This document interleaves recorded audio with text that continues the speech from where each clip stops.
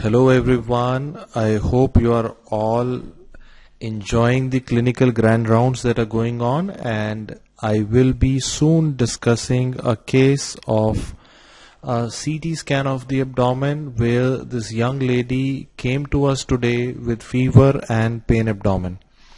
And I want you to put your thinking hats on so that, when we are discussing, I want you to think and answer, not by, doing the usual thing. If you look at, not doing the usual thing that you're looking at a CT abdomen and talking about the brain. No, no, no, no. I want you to think and answer. Okay.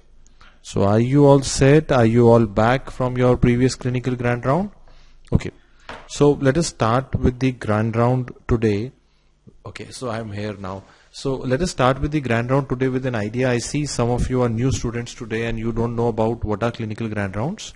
So on eMedico's app, we have a short course called as clinical grand rounds, and there is another short course called as integrated MCQ rounds. So integrated MCQ rounds happens every Tuesday night. Clinical grand rounds happen every Wednesday night, and what we do here is we discuss a clinical situation together in the actual clinical scenarios with actual the cases and actual images to give you the 360 perspective that you need as a doctor and as a PG aspirant, as a medical exam aspirant as well.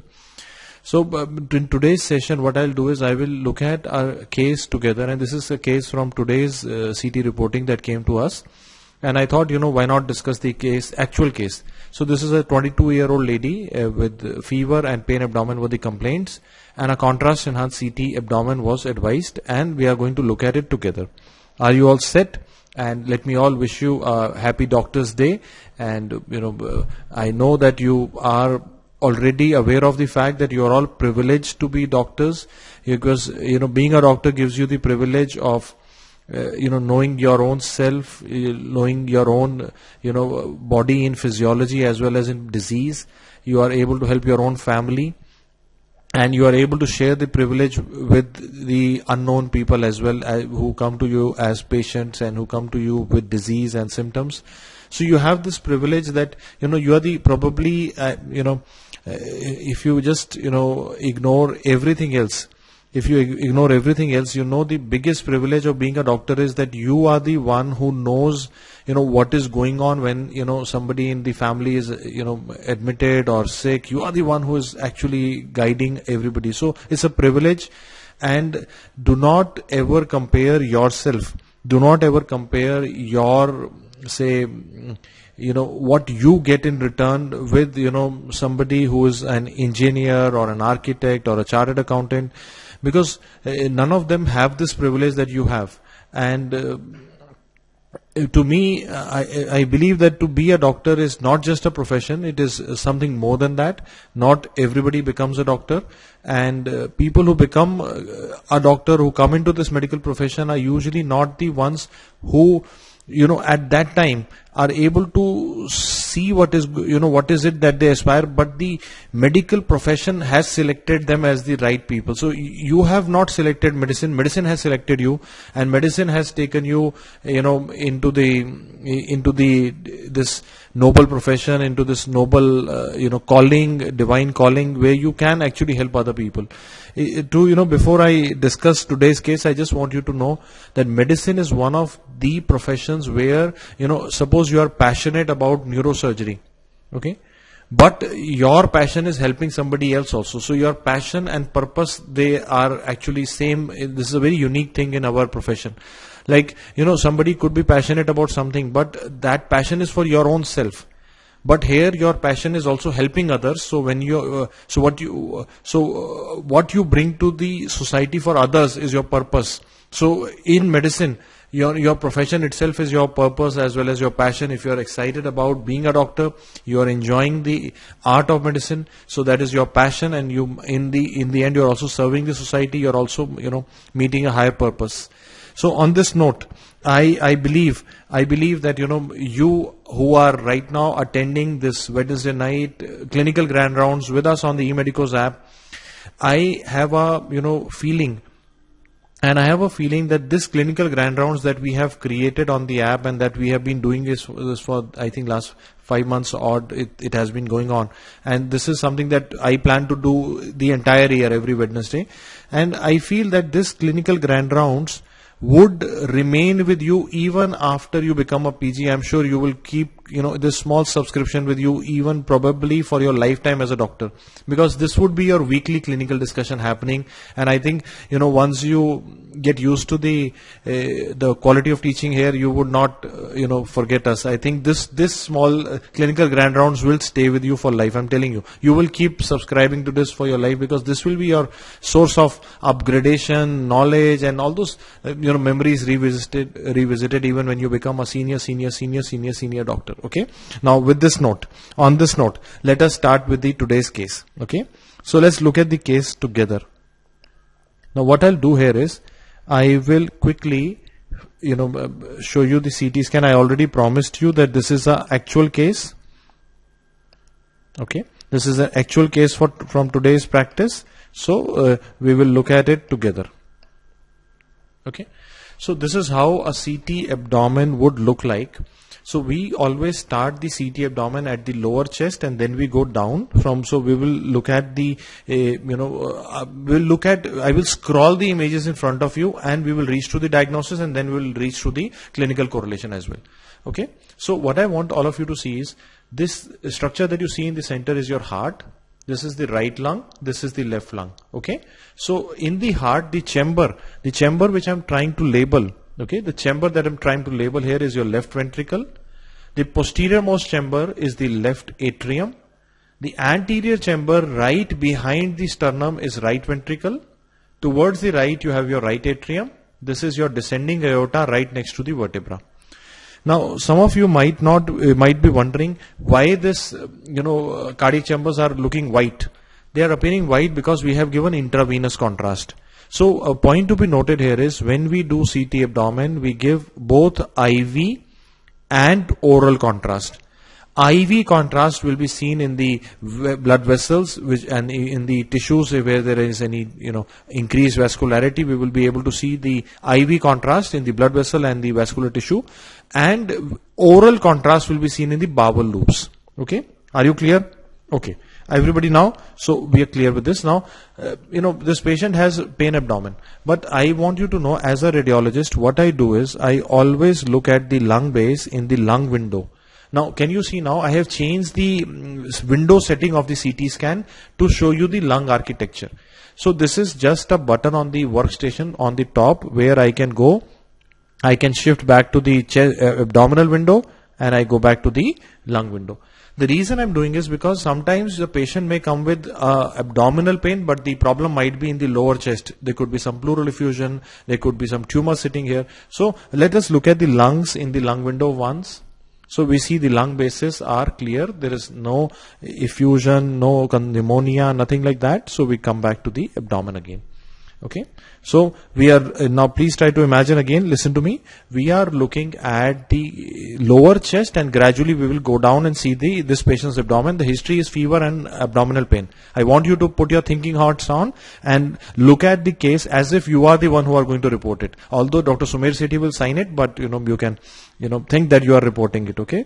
This is the actual case. So it is very interesting because whatever you are going to see and say today, I will write it in my report. Okay. So as you go down, can you see this vascular structure entering the right atrium? The one that I'm trying to label here, this is your coronary sinus. You can see the coronary sinus. The right next to the vertebra, you have the descending aorta and you can see a bit of inferior vena cava here. Okay. This one is the inferior vena cava. Clear? Okay.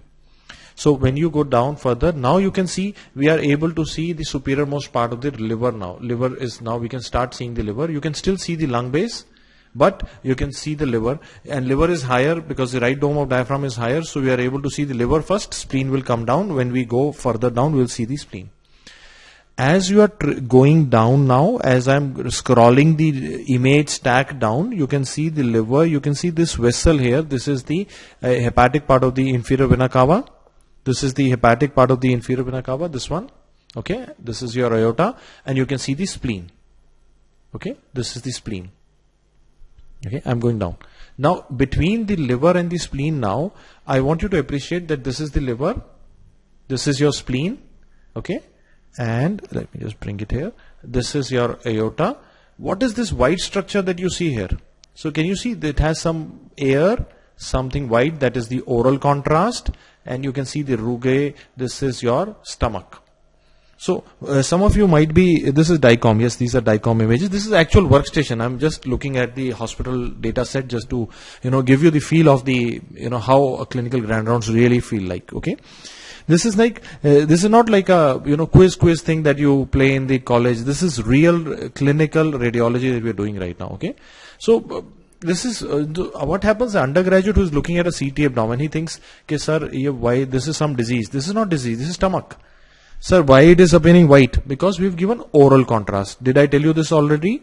When we do CT abdomen, we give both IV and oral contrast. We give IV contrast as well as oral contrast. Are you clear? Okay. So this is your stomach, liver, right lobe, left lobe, spleen. Okay.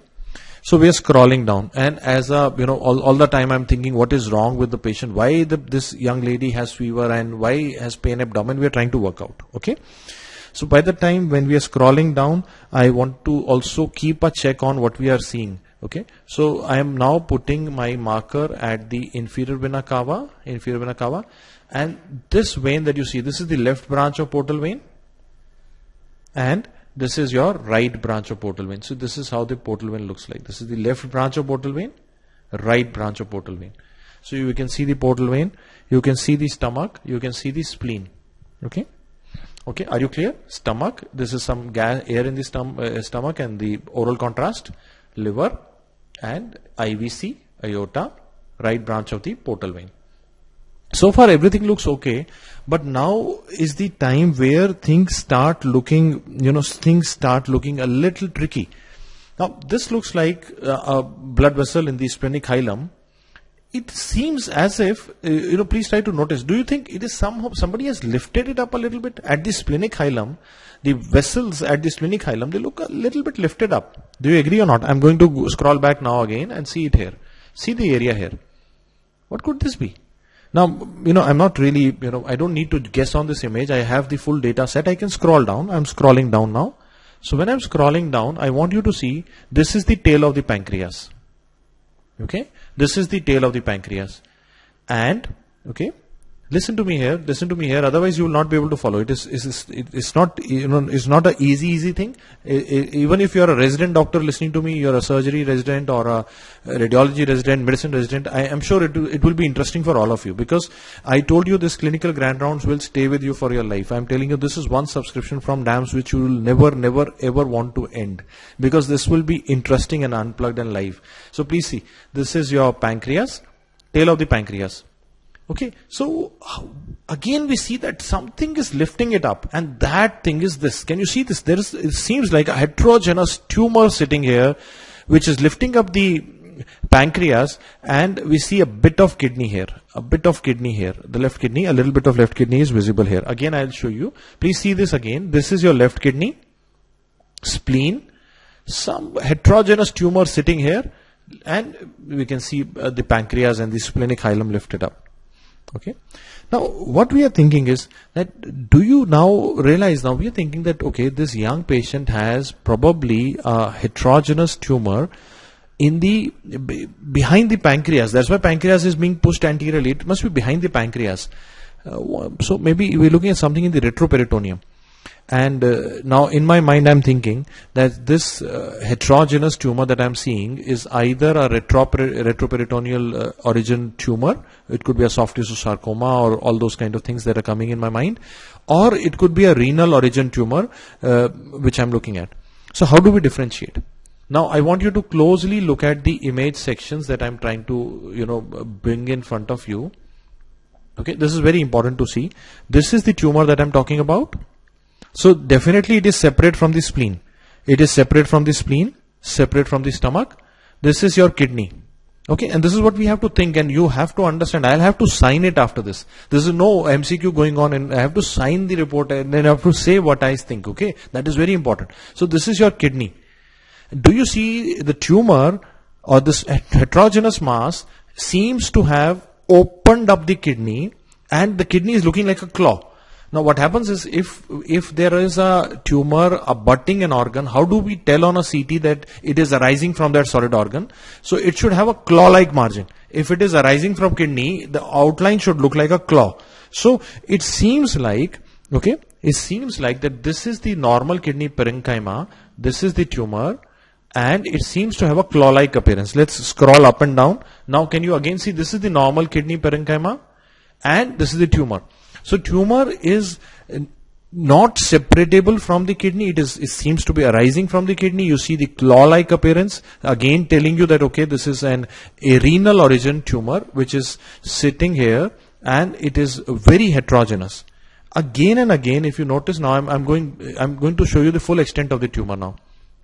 Okay, I want you to again. I'll do this again. Don't worry. Okay. I'll do this again, but see this here. So this is how it all started. It looked like, we're looking at a routine CT, and that is why I brought it today to show it to you. And every time, some students would message me, sir, what will you discuss in the clinical grand rounds? I'm like, let me see my case list and I'll find something from today, something fresh. Okay.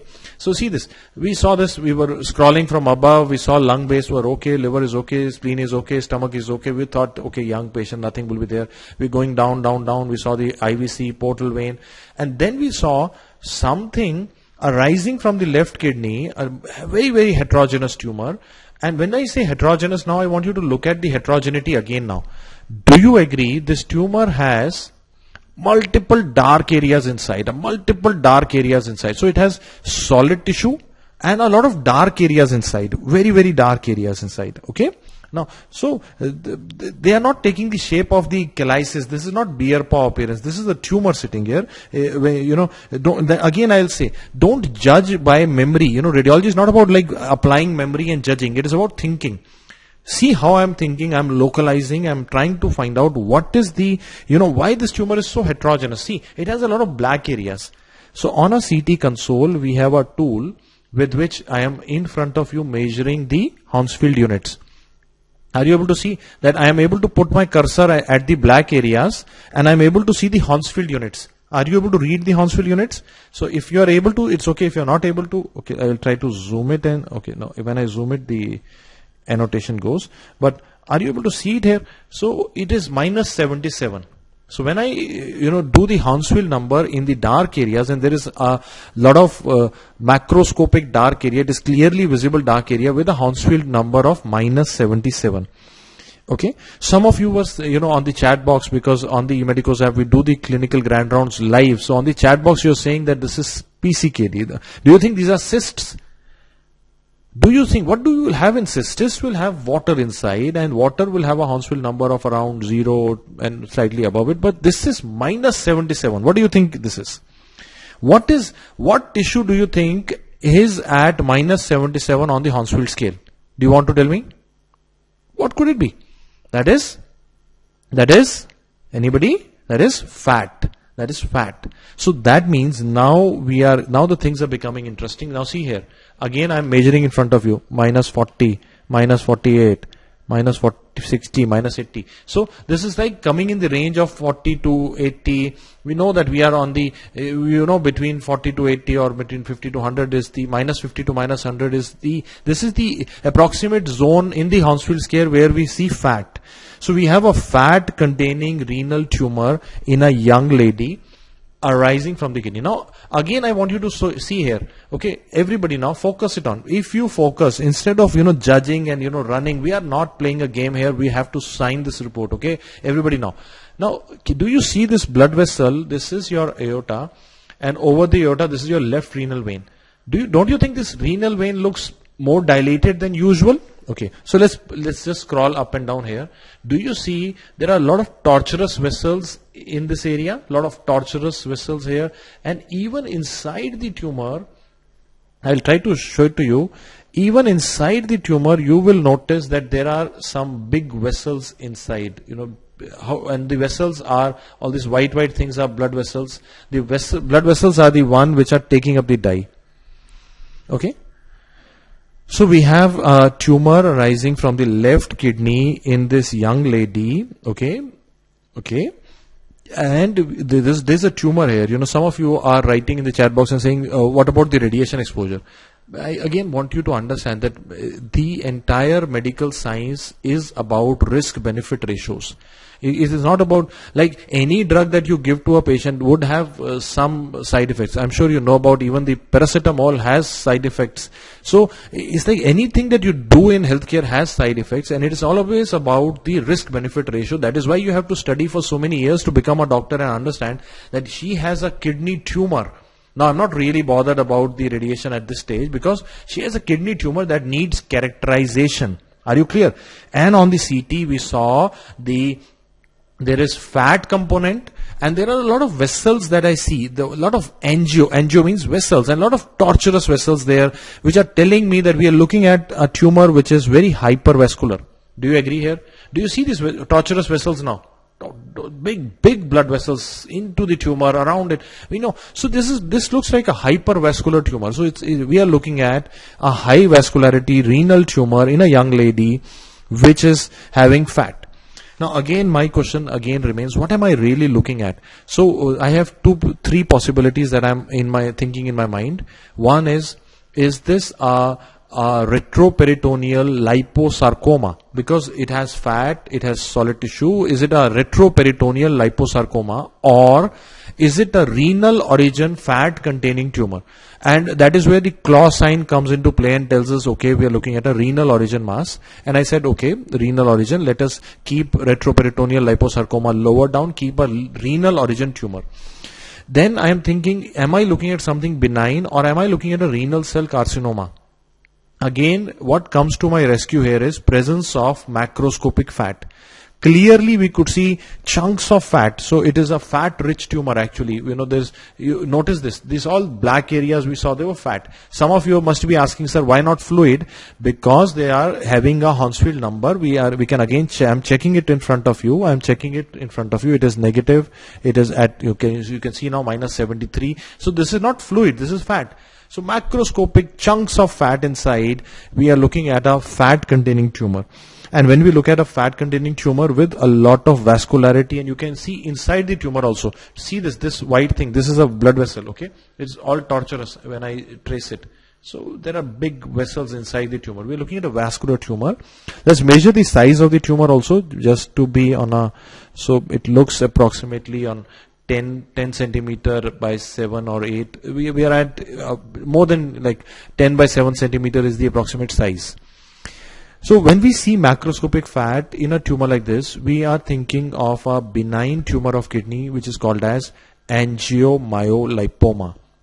Suddenly it all starts to make sense to us. We saw the blood vessels, the angios, hypervascularity of the tumor, myo, the solid component, lipoma, the lipid component. So it is a triphasic tumor which has three components. It's a benign tumor of the kidney which we saw, and we are now thinking in terms of angiomyolipoma. Let's see if it is unilateral or bilateral, and do we have only one angiomyolipoma or multiple? Let's trace the anatomy now. When I'm tracing the anatomy, incidentally you see this is your gallbladder. Are you able to see the gallbladder, everybody? I will label it. This one is the gallbladder. Okay. Are you clear? Okay. And now my duty here is, because angiomyolipomas can be bilateral, so I want to see the angiomyolipoma on the other side. So this is your, this one is the, okay, are you able to see? This is the other kidney here. Okay, so just see it. I'm just scrolling up and down just to make sure that is this a single lesion or we have multiple lesions. So when I do the, again, this is your vertebra, these are your psoas muscles, this is one kidney, this is the other kidney. So when I'm tracing it up and down, I'm like, okay, there is no other angiomyolipoma. This is a single large angiomyolipoma arising from the left kidney. There is no other angiomyolipoma. Why it is important? Anybody, why it is important? Now, angiomyolipoma is a benign renal tumor which is usually sporadic. That means it occurs on its own, but can be a part of a phacomatosis. Can be a part of a phacomatosis called as, anybody? Tuberous sclerosis complex. It could be a part of tuberous sclerosis complex. It could be associated with lymphangiomyomatosis. So, these are the things that are in my mind, and I want to write them in my report that, okay, there is no other angiomyolipoma visible. I am now trying to think that, okay, there is no Are you clear? So we are trying to, in my mind I'm thinking about tuberous sclerosis complex, but this is a single lesion, and usually sporadic angiomyolipomas are solitary, female predominant, and young, usually at the reproductive age group, female predominant. And I see the age and I again realize, okay, this was a young lady with fever and pain, and we see a hypervascular tumor which is angiomyolipoma, benign renal tumor here. And we have seen the other side, and to be on the, so we'll trace the rest of the anatomy. This is your ascending colon, and I'm tracing the ascending colon down to the cecum. Okay, this one is the ascending colon. I'm tracing it down, and on the top you see the transverse colon here. So we are just trying to see some anatomy. The white things that you see in the center are your bowel loops. I am going till the pelvis. In the pelvis, this white thing that you see in the center is your uterus. This is your right ovary. It probably has a follicular cyst here. We would like to see it on our ultrasound and follow it up later on. And this is your other ovary. So the ovaries are okay other than the follicular cyst. It's a good idea to measure it also, so that when at home I need to answer such questions. So it is around 2.6 centimeter, and we can look at it on the ultrasound to characterize further and follow it up further as well. And we trace it. This is your urinary bladder, and this is how the study ends. Are you clear? Okay. Are you clear now? So this is how really a CT looks like. What happens in a medical colleges or in a medical student life is, you are thinking that what radiologists are doing is, you think that okay, these radiologists are looking at some image and they are doing the memory game of recalling, and in my mind I have some memory and I'm matching them. It is not like this. What is happening in radiology is, we go step by step. We have a checklist in mind to look at every organ. We look for the morphology, enhancement pattern, if there is any tumor, anything abnormal there, any architectural distortion, and we trace anatomy multiple times up and down just to get a hang of it. We want to see the entire organ. I don't want to just look at one scan and miss out on it. And second thing is, we localize the disease. Like you saw how much time we spent on localizing the disease to the left kidney. And then we use CT scan to characterize the components of the disease. What is it? And we saw fat, and fat was a big clue in this disease, telling us, okay, this is a fat containing renal tumor, could be angiomyolipoma, and we could reach to a pathological diagnosis here. And it is of value to make a pathological diagnosis here, which I will come to when I explain to you the entirety that what we have done in a slide. Okay? Clear? So I hope I did not take too much of your time. So what I'll do is, I'll just quickly run through what we have learned today as learning objectives. Okay? So this is the clinical grand rounds that we do every Wednesday, and today we saw a case like this. Okay? We saw a case like this. Okay? And you all had your thinking hats. So this was the first question that I answered. Okay? This was the first question that I answered. I said, where is the origin from? And this is where I was thinking and reaching to the kidney. Then we saw macroscopic fat with the Hounsfield numbers. Just to impress upon the lady here who is in the chat box asking me to look at the Hounsfield number of the ovarian cyst, because she is thinking यहाँ पे fat होगा ना तो sir को बोलूँगी dermoid है ना. अब यहाँ पे देख बेटा. Do you now see the Hounsfield number here is 17. So this is the Hounsfield number of fluid. Had it been a dermoid, so we would have seen fat, and then we would have seen the minus number. Okay, so this is a cyst with 17. Are you clear here? Okay. Okay. And then I'm just, because somebody asks me a question, and if I don't answer, I don't like it. So, because, I'm not the one who would run away from a question, because I feel that, I'm very passionate about radiology, and I love doing all this. And so then we saw the characterization. So we did the localization, then we did the characterization, and we saw the macroscopic fat with the Hounsfield number. That was the concept that I taught you in my classes also. And we saw the hypervascular nature of the tumor with tortuous vessels. Now we are now imagining and thinking like a truly thinking doctor. Let's think like a truly thinking doctor. Okay. If a tumor like angiomyolipoma is benign, it is a benign tumor, then what is the risk? What could be the risk? It is a very vascular tumor, and you saw those tortuous vessels. When you see those tortuous vessels, what is the risk that you are thinking now? What is the risk in your mind? Tell me. The risk is hemorrhage. So if those ruptures, you can have a retroperitoneal hematoma or a perinephric hematoma. So the risk here is it may rupture and you may have a hematoma. So the risk is bleeding here. Okay.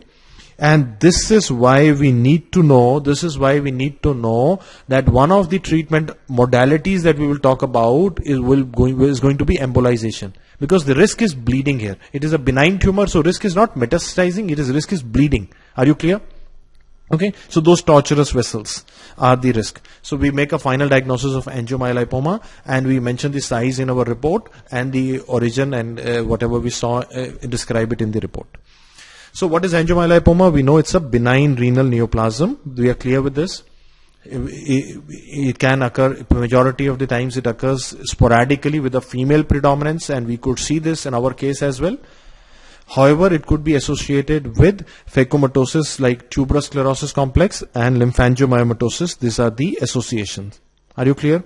Are you clear? So this is what we need to keep in mind, and you know now why I was stressing on the other kidney when I was looking at a lesion, why I was not running away saying by mil gaya tumor ab khatam karte hain, but no, I want to see the other kidney also. Are you clear? Everybody clears? Yes. So I'm so happy that most of you are able to, follow the thread. Now look at another patient now. This is a typical undergraduate, MCQ in the exams. Now you see both the kidneys have multiple dark areas. This is a coronal reformatted CT scan. Both the kidneys have multiple dark fat containing tumors, multiple angiomyolipomas. If you see multiple angiomyolipomas, what is it that you are thinking? Anybody, what is it that you are thinking? You're thinking of tuberous sclerosis complex. Bilateral, multiple angiomyolipomas, you are thinking of tuberous sclerosis complex. And then tuberous sclerosis complex, once you see this, it is your duty to then look at other things. There will be cutaneous abnormalities that you must have studied in your dermatology class, adenoma sebaceum, Chagrin patch. You will look for lung, where you will see lymphangiomyomatosis, cardiac rhabdomyomas, retinal tumors. So there is so much to be looked at in tuberous sclerosis. It's a multisystemic disease. So bilateral, multiple angiomyolipomas, we think of tuberous sclerosis complex. Clear? Okay. So what is angiomyolipoma? Angiomyolipoma is a perivascular epithelioid cell tumor. In pathology, it is called as PEComa. So when you look at it in microscopy, this is how it looks like. Those white things are the fat that we discussed at length on the CT scan. Then those spindle-shaped areas are the muscles and the blood vessels. So angio, it has three components. Angio means blood vessels, muscles and lipid. Angiomyolipomas. Are you clear? Are you clear? Okay. Now histologically it is of subtypes. The typical angiomyolipoma histologically is triphasic, where we saw all three elements just like in our case. But you could have atypical angiomyolipoma, which is monophasic, which only one type of component predominates, or you could have a epithelioid variant. Now epithelioid variant, keep it in mind, epithelioid subtype of angiomyolipoma has malignant behavior. It can spread. It has a risk of malignant behavior, so it can spread, and that is what we need to keep in mind, that although we believe angiomyolipoma is benign, but the epithelioid subtype can be malignant and can spread. Are you clear? Okay. So once we know everything, now what about the treatment in this case? So usually if it is a small angiomyolipoma discovered incidentally, you would do just a follow-up and no therapy. But in our case, the challenge was we were not looking at a small angiomyolipoma. It was a large one. So larger angiomyolipomas, or those which have been symptomatic, can be electively embolized and resected with partial nephrectomy. So you will do embolization, or if required, you might have to go for even partial nephrectomy. But the large size or symptomatic nature would be the determinant, like in our case. And what is large? Usually it is like, although there are people who differ with this, but usually most people look at more than 4 centimeter as a large angiomyolipoma. So ours was, we saw the size, and now you know why the radiologist was measuring the size. Ours was around 10 centimeter, and we know we are looking at a larger one. So we are looking towards treatment. We have to go towards treatment like embolization. And plus another thing other than size was, we saw a lot of tortuous vessels in the tumor, again telling us about the vascularity of the tumor and probable risk of retroperitoneal hemorrhage leading to those shock and everything that you're talking about. Okay. And we also need to remember that lesions which present with retroperitoneal hemorrhage often require emergency embolization as a life-saving measure. There is also a role for mTOR inhibitors like everolimus, which have shown to decrease the angiomyolipoma size and preserve renal function test in patients with tuberous sclerosis. So mTOR inhibitors like everolimus have a role to play in when we talk about pharmacological treatment. Okay, so this is what we were looking at, and towards the end of this session I want to again leave you with a thought. The thought here is, okay, that whatever happens is that to look at an image and judge what is going on, you will, if you judge just by looking at an image, you will be biased. I'm telling you an example. I was recently conducting a quiz on the YouTube, and I showed you a CT scan of a patient who had air in the gallbladder, but because the people could see the pancreas in the image, they saw pancreatitis. But what was happening? They were judging. They were judging कि sir pancreas के level पे section दिखा रहे हैं तो must be pancreatitis. And when you judge, you make mistakes. Similarly, what happens is when you meet people and when you judge them on the kind of clothes they are wearing or what they are speaking, what they look like, you tend to make errors in relationships as well. Similarly, what happens is when you are looking at a patient, if you're judging, you will make mistake. When you're looking at an image, you're judging, you will make mistake. You need to think. But this doesn't happen automatically, because our default response that happens even before we open our eyes, we already judge other people, we judge the image, and you will make silly mistakes if you're judging the exam. So you need to make a habit of thinking. If you now notice, what I did was I was looking at the case with an unbiased mind, and I was looking at the each organ separately. I was not biased that this is a young lady, must be having some, maybe a female patient may be having gallbladder problem or whatever. I was looking at everything and I was going step by step with a checklist like manner. I was thinking all the time, localization, characterization. I was not judging. So when you judge people, when you judge questions, when you judge situations, you end up making errors because you get biased by stereotypes. I have seen this happen every year. I keep seeing this happening, that every year they are showing gas under diaphragm. One day they will show pneumothorax. Everybody else will say gas under diaphragm mein aaya hoga, har baar aata hai. You understand? So people get biased because their biases on the stereotypes ke exam to aise hi hota hoga. They make silly mistakes. This is the reason silly mistakes happen. Silly mistakes happen when you judge the answer in the question. Like for example, I'll give you an example. There was a question in last year in the AIIMS exam where the image was showing gas below the diaphragm. Clearly, there was no, it was like big air shadow below the diaphragm. Pneumoperitoneum was there. But one of the choice was saying eventration of diaphragm. Now, all the people who were judging the paper, they saw eventration. अरे कुछ नया सा लग रहा है, यही answer होगा, and they ticked it. And then they came back and I showed them, I showed you in every class this is gas below the diaphragm. How can you do it wrong? Because you made a silly mistake, because you judged the answer, you got biased by an unusual looking word. Just like we get biased when we see somebody who looks different from us and we think, oh no, he is a dangerous man because he's different from us. Okay, that's all. If you look at it, everything that is wrong in the society has roots deep into judgmental behavior, deep into racism, stereotypism. Everything that is wrong is because of this. And this is the reason why you do MCQs wrong in the paper. Just like I showed you a kidney with multiple lesion, most of you said PCKD because you were already judging it. You did not bother to see that the kidney lesions were as dark as the fat in the subcutaneous tissue in that CT, and we could have actually picked up that this is not fluid, this is fat. So what happens is when we judge, we make silly mistakes, and I hope I'm able to put it into your mind that judgmental behavior comes naturally to us. To become a thinker, we need to make an effort. And this is the effort I want you to make, that every time I want you to come back from the exam and tell me, sir, I thought my best, I applied my brain on each question, so that you are satisfied with your performance. You should feel after the exam कि sir जितना मैं दिमाग लगा सकता था मैंने लगाया paper में, मैं थक के आया वापस. मैं ये नहीं चाहता आप आए कि सर मैं तो थका ही नहीं.